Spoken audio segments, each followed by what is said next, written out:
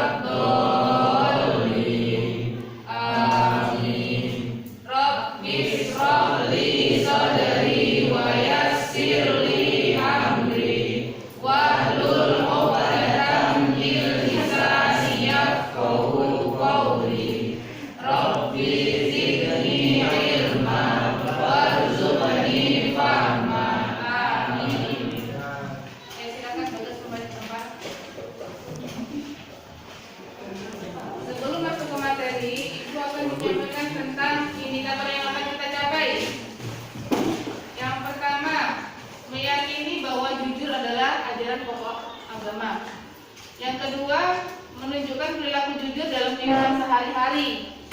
Yang ketiga, menganalisis manfaat kejujuran dalam kehidupan sehari-hari. Yang keempat, meneliti secara mendalam pemahaman Al-Maidah ayat 8, Surat At-Taubah ayat 119 tentang kejujuran. Kemudian meneliti secara lebih mendalam pemahaman Surat Al-Anfal ayat 8 dan An-Nahl ayat 105 tentang kejujuran. Yang keenam, menjelaskan makna yang terkandung dalam Surat Al-Maidah ayat 8 dan At-Taubah ayat 119. Kemudian menjelaskan makna juga yang terkandung dalam Surat Al-Anfal ayat 8 dan Surat An-Nahl ayat 105 tentang kejujuran. Yang terakhir, menyajikan kaitan antara contoh perilaku kejujuran dan kehidupan sehari-hari dengan keimanan. Dari indikator ini, yang Ibu harapkan dari kalian adalah agar bisa yang pertama meyakini bahwa jujur adalah ajaran pokok agama. Nah, jujur itu adalah ajaran pokok agama. Yang kedua, menunjukkan perilaku jujur dalam kehidupan sehari-hari. Yang ketiga, menganalisis manfaat kejujuran. Yang keempat, meneliti lebih mendalam pemahaman Surat Al-Maidah dan Surat At-Taubah. Kemudian meneliti lebih mendalam Al-Anfal ayat 58 dan An-Nahl ayat 105. Kemudian menjelaskan makna yang terkandung dalam Al-Maidah ayat 8 dan At-Taubah ayat 119.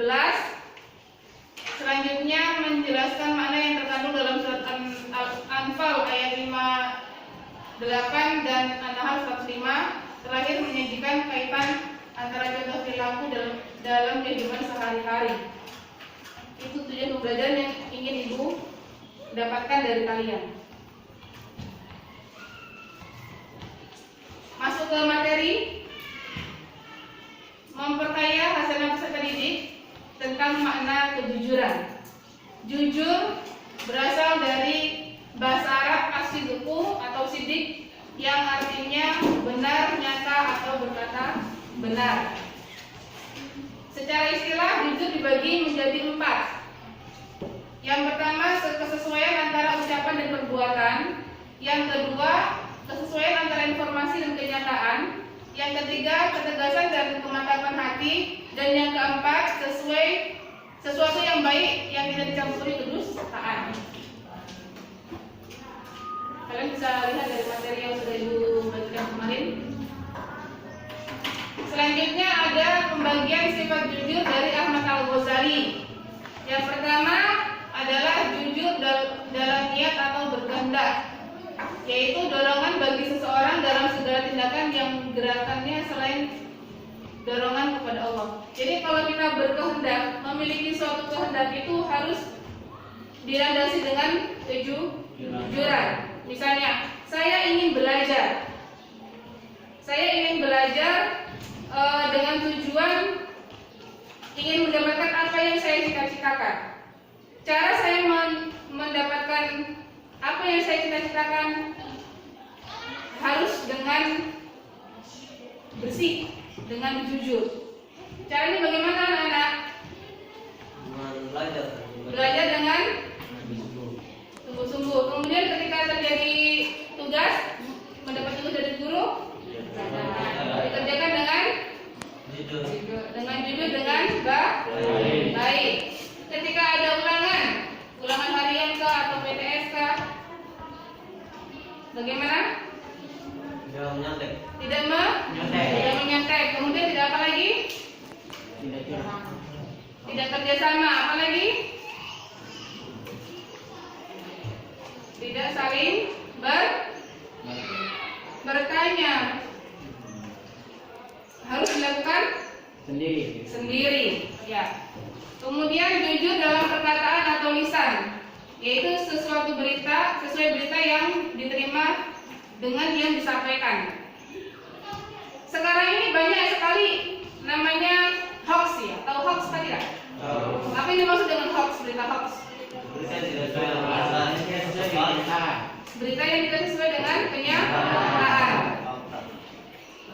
Contohnya seperti ini. Armando dikasih tahu sama gurunya supaya jangan main HP di kelas. Terus dia menyampaikan ke orang tuanya, guruku nggak boleh main HP. Nanti kalau saya mau menghubungi orang tua tidak bisa karena tidak boleh bawa HP, misalnya begitu. Padahal yang seharusnya itu hanya tidak boleh bermain HP di dalam kelas. Berarti apa yang disampaikan oleh Armando itu hoax, tidak sesuai fakta. Contohnya lagi apa? Ada yang bisa memberikan contoh?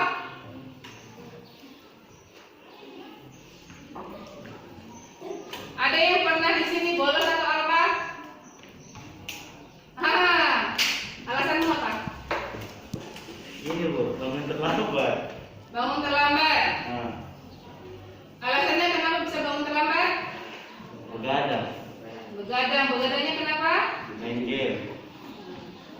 Itu meskipun sakit tapi dia berkata jujur. Hoax bukan? Fakta. Kemudian yang terakhir adalah jujur dalam perbuatan atau amalia, yaitu beramal dengan sungguh-sungguh sehingga perbuatan zahirnya tidak menunjukkan sesuatu yang ada kaitannya, yang ada dalam hatinya dan menjadi tabiat dari dirinya. Jadi kalau kita berbuat sesuatu itu juga harus dengan penuh kejujuran. Misalnya, contohnya seperti ini. Fahmi dikasih amanah oleh temannya untuk menjaga kios. Perbuatan kan? Menjaga kios. Apa yang dilakukan oleh Fahmi kalau dia menjaga kejujuran? Ya? Orang yang dikasih amanah menjaga kios, kalau dia jujur, seperti apa yang dilakukan? Ya, mengambil barangnya dari kios. Yang pertama, itu. Yang kedua, menjaga kios tetap aman. Yang ketiga, ayo suaranya mana? Menjual barang sesuai dengan harga. Misalnya rokok satu biji harganya 2.000, terus Fahmi jual harga 2.000, itu jujur. Tapi kalau Fahmi menjualnya satu batang harganya 3.000, yang 1.000 untuk diambil, itu namanya tidak. Contoh mudahnya saja tadi. Kita punya ketua kelas ini, Novel. Novel tadi kan ibu kasih amanah apa? Apa Novel? Apa tadi yang ibu titipkan tadi? HP. HP. Ibu tadi titipkan HP ke Novel. Karena Novel berbuat jujur, dia jaga HP itu baik-baik. Ya, jangan sampai HP yang ibu titipkan tadi hilang atau diambil oleh teman. Kalau Novel tidak jujur, berarti apa yang dilakukan? Hancur diambil. Dicuri, kemudian dijual atau diberikan kepada teman yang lain, lepas tanggung jawab. Orang berbuat jujur itu di dalam Al-Quran surat Al-Ahzab ayat 70 Allah berfirman, Ya ayyuhalladzina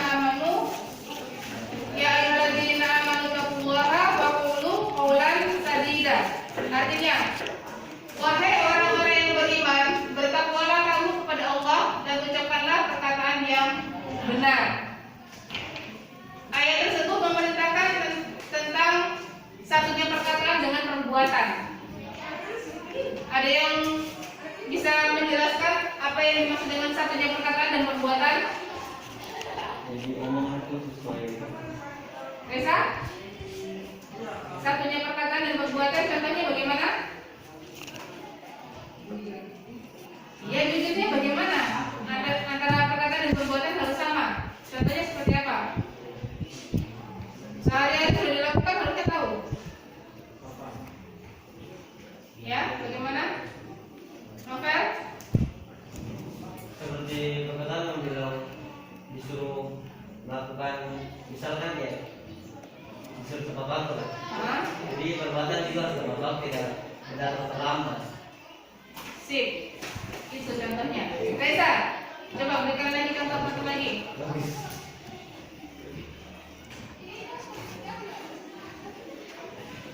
Kok bingung?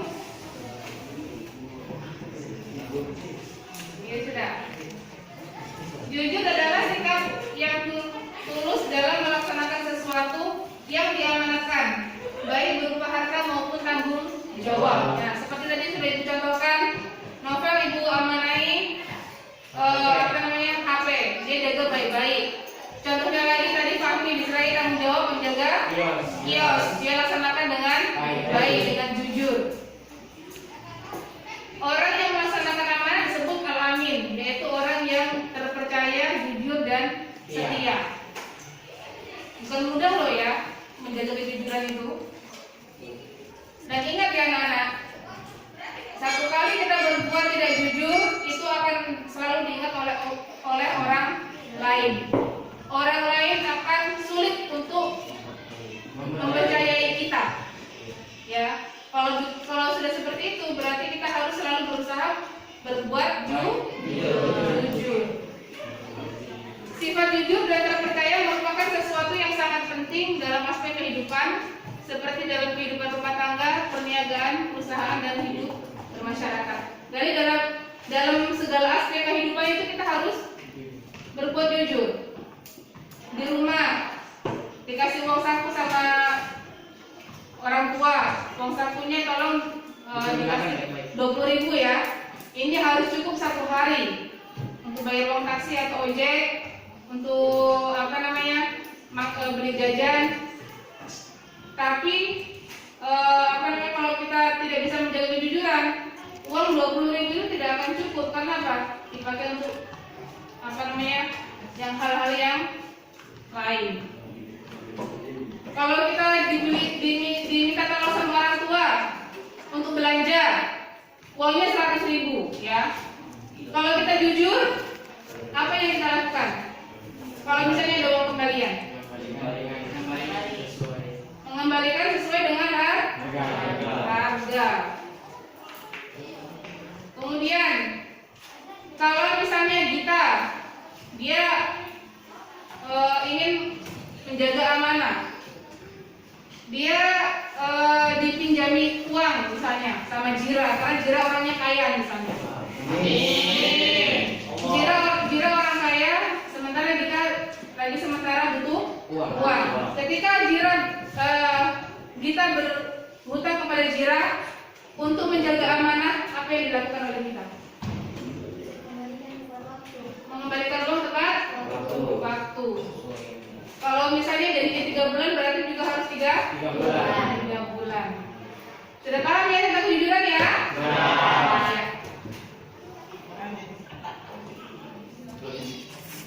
Cukup materi kita untuk hari ini ya.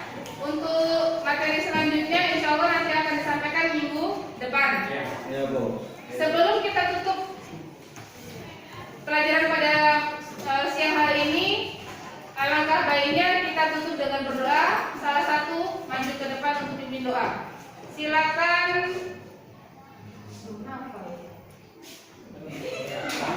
Rangga.